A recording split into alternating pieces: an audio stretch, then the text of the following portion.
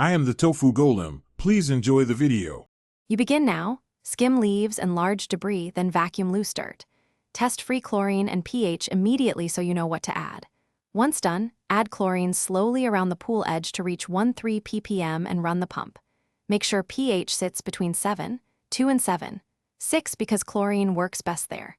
This first action reduces bacteria and sets up filtration. Don't pause, run filtration for at least 6 hours after dosing. Once the pump runs, focus on balance.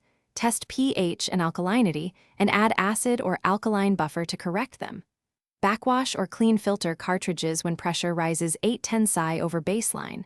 This maintains flow.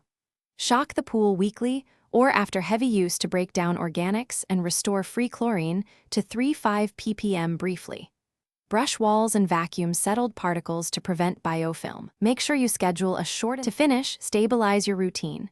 Store chemicals securely, keep a log of test results, and run a short shock after storms or parties. Once done, add algaecide if algae reappears and brush surfaces to dislodge growth. If water goes cloudy despite normal levels, add a clarifier and run the filter continuously for 24-48 hours. Make sure filter media is clean and properly seated.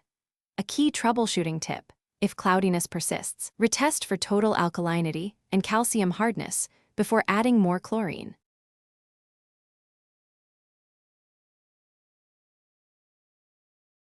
Thanks for watching. Consider subscribing if we helped you today.